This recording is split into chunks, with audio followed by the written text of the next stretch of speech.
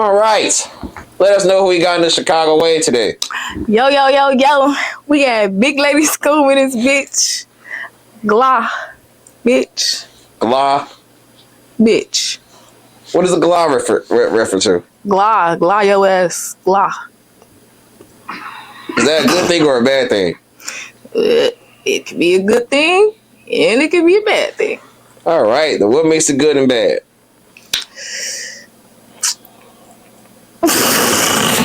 Exactly. That shit is not good. It could be a good thing or a bad thing. It's all about your perspective on it, you know? Man, that shit bad. Glawing is wrong. Glawing that asses is wrong. Okay. But sitting down and having a nice conversation is a good thing. It is. So, how was your day been? How you feeling? I'm feeling amazing. I'm feeling blessed. My day has been great. Been chilling today. I've been feeling good. How has your day been? Thanks for asking. Oh, thank you for asking. I actually just got some fresh pair of clothes from Glow Babies, if I'm not mistaken. And then I recently got with Rich Off Face. So yeah, it's a nice day. I went shopping for the right reasons. I'm brand ambassador here, and overall, it is a nice day. It's spring, summer coming back. You know, it's great. Yeah, that jogging suit, that bitch hitting though. I fuck with it. Oh, where are they? That bitch hitting. Hey! You should wear some. You know. I think I should. You know, I've been on my girly shit lately, so I ain't been wearing jogging suits and shit, but I definitely hop in one of them motherfuckers, you know. You know, cute girls wear joggers. Yeah. Yep. That bitch decent. I look good in that. I look good in anything, but I definitely look good in that motherfucker. Shoot a video in that bitch or something, you know. So what stuff do you plan on rocking? So am I planning on rocking?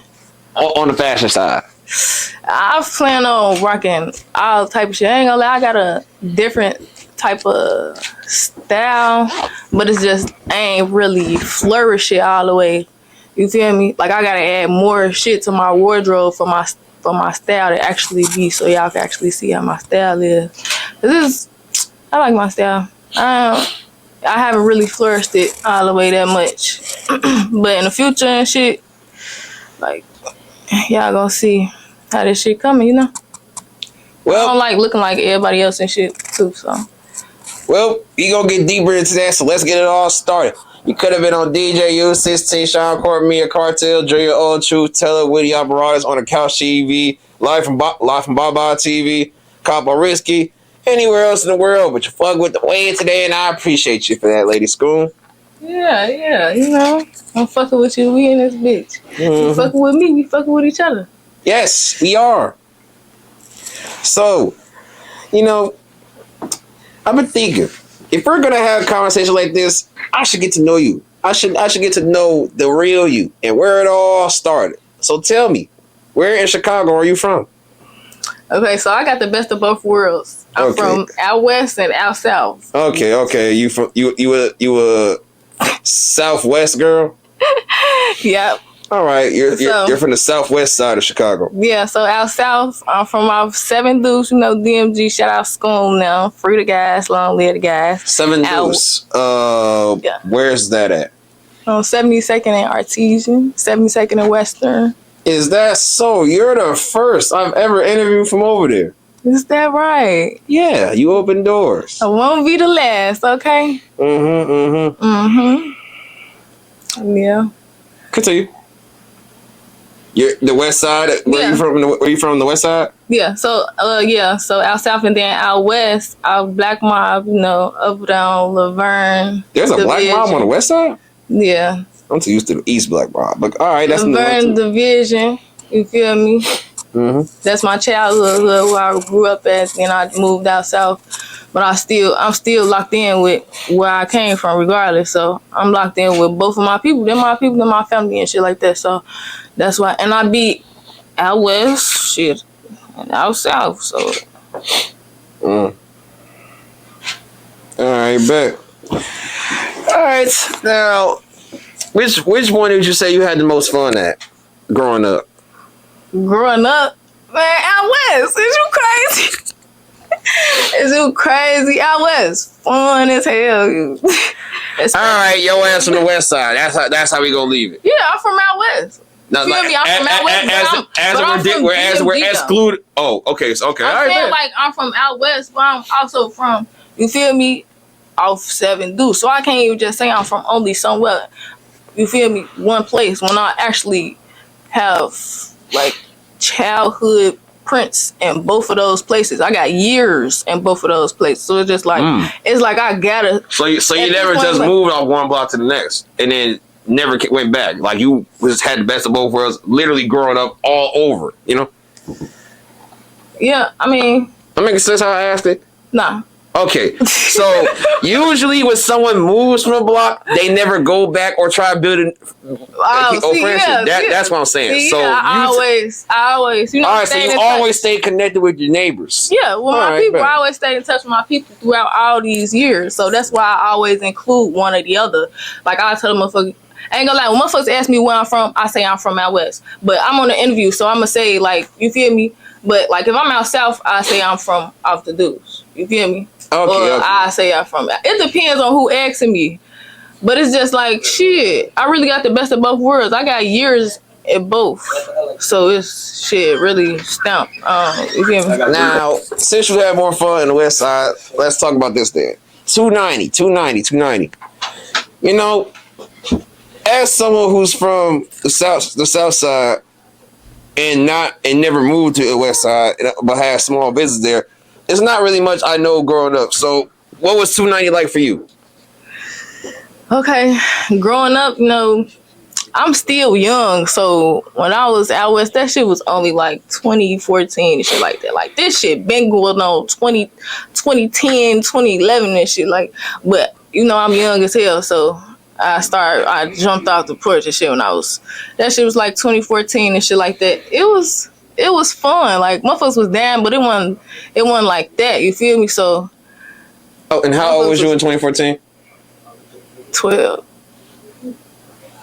I think I was 12 when I moved out west. So. Oh, okay. I hope them numbers right. Shit, I don't fuck. All right, bet. So then, look at it from when you was 12 years old to you and your 23-year-old self. Would you say there would be a few things that what would you say was the highlight of out west that became the highlight of your childhood? Like what was the most fascinating part of it? The most fascinating part about being out west was the adventures I had when I went outside. Like, and I'm gonna assume it was when you had the fifis, when it was fifis on the block. Yeah, fifis and shit. But it's like even when it wasn't fifis going on and shit like that, like being outside, motherfucker. I'm walking from motherfucking Laramie to motherfucking all the way across town. Like, motherfuckers ain't gonna lie, like, that's when motherfuckers used to be walking around and shit. Walking around, hanging out. Like, motherfuckers used to be smoking. Just, I don't know, the shit was fun. It was fun as hell. Alright, but. And I used to be fighting this shit a lot. I used to be fighting this shit like every day. And would you fight because women was trying to be on their bully with you? No, it was just like little shit going on. It wasn't really. When you think about it, we was young as hell. That was kiddie shit. When I think back on it, that shit was childish as hell. I don't even remember. Some of the times I'm fighting in my hood and shit, fighting hoes from across the park and shit. Or like fighting motherfuckers in school, fighting motherfuckers at the park, fighting motherfuckers just fighting. So you just like fighting for no reason? I wasn't starting it though. Okay, you wasn't starting. No, it was just always instances where I had to fight shit. Alright. I wasn't starting that shit. I was finishing that shit though. Alright, man. So you alright, man. Makes sense. Yeah, I don't start shit. I finished that shit though. Oh, bro. Okay. Well, what was the highlights about out south then? Because it seemed like you had more of a good time out west than out south. I ain't say that. I know you didn't say that, but I say this. That's why I say it seemed. I know. Yeah, I pay attention to my choice of words. You can't catch me. Out south now, baby. That shit was fun as hell too. I ain't knocking out south shit. All right, bet. Then what did you do over there? Man, I the shit was so fun. It felt like they should have been from out west. That's how it felt. Like it just felt like they should have. I feel like they should have been from out west, G, because it was fun. You motherfuckers was having fifis out there too. Fuck you talking about? We all on the A, outside all night. What? I ain't never seen no fifi outside. Shit, we was having a bitches club A. See that's probably because you from out west. You was able to bring that over there. No, it was already over there before I came. Fucking man, you tweaking, man. That shit was busting. All right, man. But more of the story, you was outside a lot, and despite the fights you was having, you always did have fun. Yeah. All right, bet. Yeah. Okay, well, tell me this. I do homework on a lot of artists, and one in particular, Take a Poem. He said before it was game banging, it was school banging, meaning my school and two of your school type shit. So, did you ever experience that growing up? I ain't gonna lie, that shit stopped going on when I went to Lewis. Like Lewis used to be fighting Ella Flag Young and shit. Like they used to be fighting. All right, bet. And I wasn't around for it, so I didn't experience no shit like that. I would have been knocking their ass out. All right. And with some schools, there would be certain situations where the schools would be beefing over the females that attended the other schools. Did anyone ever get into it with each other over you? No, not that I can recall. All right, man. The last female artist told me that was the situation. Yeah, no. Oh, all right. Any final remarks about growing up on both the south side and west side of Chicago? Before we move on to some real topics here. Yeah, it's all fun shit, but don't be shaking ass, cause that shit can turn to a motherfucking. Just don't be shaking ass and shit like that. Like I'm about to say you a whole female. You telling me you don't? I ain't talking about shaking actually. I'm talking about you trolling. Yes. Finally, someone can pick up when I'm trolling. Thank you. God damn. Like y'all niggas do not. You understand how fun I be having during interviews. But all right, now let's get to it. You are a rapper, right? Yes, I am. You just fell into a trap. Why the fuck would you just say I'm like an that? artist. Exactly. Like I was finna say that, but no, you wasn't. I asked you if you were rapping, about it, but I didn't say it because I just didn't. Yeah, but the reason why I'm asking because like a lot of people call themselves artists because they claim they're versatile, right? And with you, I could actually say that you are. But tell me this: why do you choose to be a versatile artist versus just a straight up rapper? You know. Versatile artists can make it farther. I'm not like saying somebody's not going to make it farther because they're not versatile. I'm just saying like when you can do everything, that opens more doors for you. Like you don't want to just subject yourself to one thing in a box. Boring. You feel me? Like when you can expand your horizon, you feel me? Like expand that motherfucker. You feel me? Unless you want to be in a box and just be a rapper and shit like that. But I'm trying to work on, other So shit. do you feel like if you was to categorize yourself and put yourself into a box of if you refuse to I'm talking too fast. If you choose to identify yourself as a rapper, you will be limiting yourself in your career. Okay.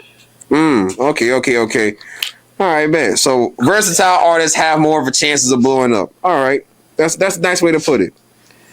Now, as far as you're from the south and west side of Chicago, and both sides of the city have numerous artists who became Chicago legends.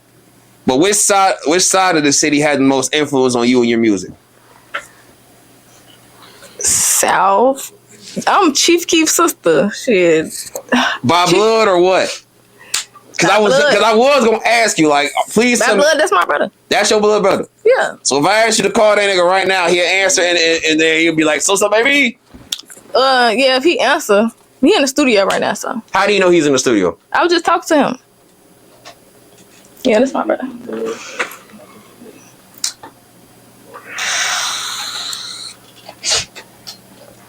What is Chief Keef's sister still doing in Chicago?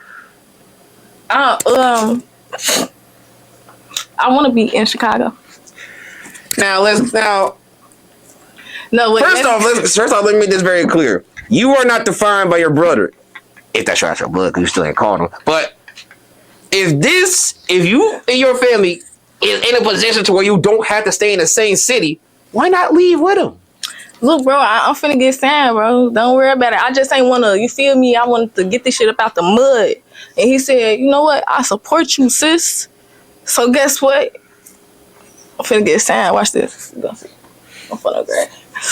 And do people believe you when you let them know that you're Sosa's sister? Hell yeah.